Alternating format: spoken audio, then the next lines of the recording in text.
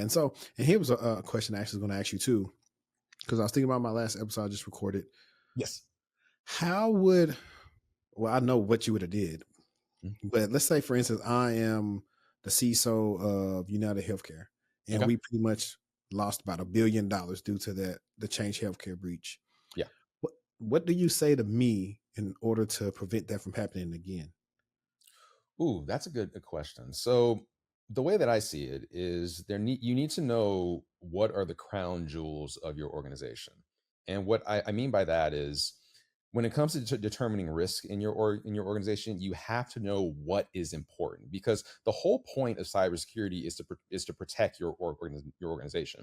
As a part of that, you need to know what is critical, what is high risk, right?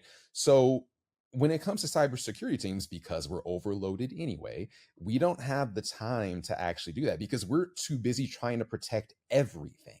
Like, Yes. yeah, we need to figure out as cybersecurity professionals how to prioritize what is important. So when it comes to the you being the CEO, the CISO, I would tell them, can you figure out a way to determine what are the crown jewels of your organization and do whatever you can to protect those, right? Prioritize your defenses.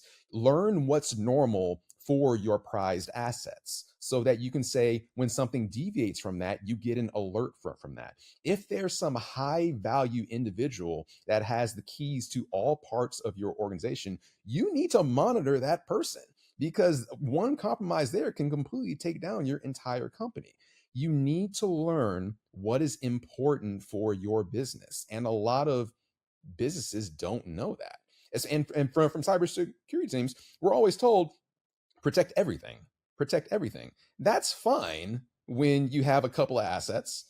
A lot of companies have thousands of assets, databases, workstations, cloud computing assets. You need to know what's important and prioritize there. Yeah. So funny enough that you said that. What we found out from doing the research of the attack was Mhm.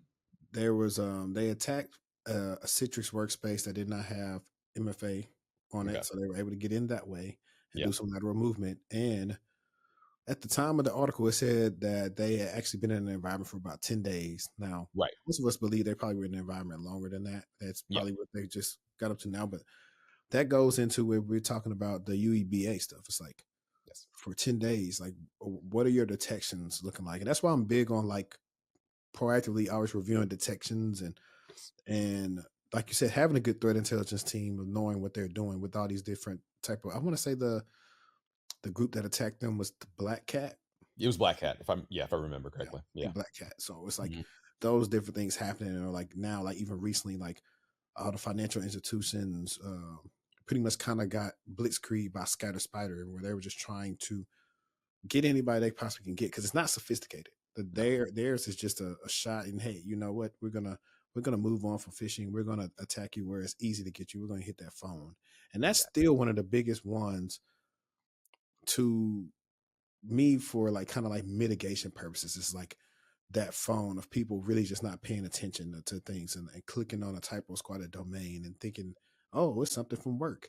And I know one of the questions I asked you was like, I don't know if it's necessarily like a Q function necessary question, but we have these different AI assistants.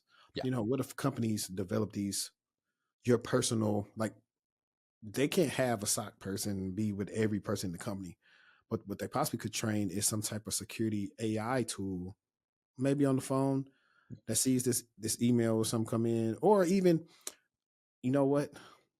I shouldn't be saying this because I feel like Verizon, AT&T, and everybody gonna steal this, or they may already be working on it.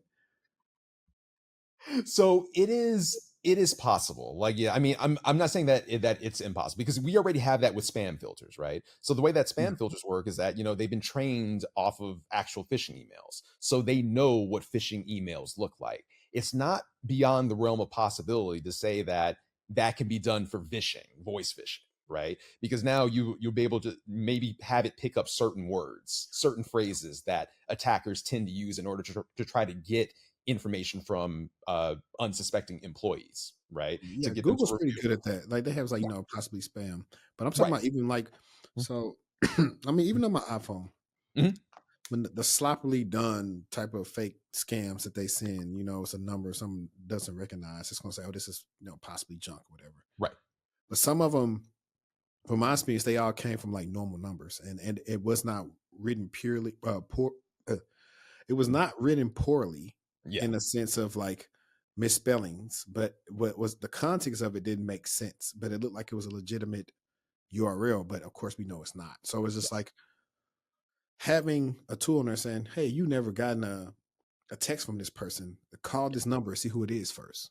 yes. So something like that, just to remind people, "Hey, don't just willfully click on stuff."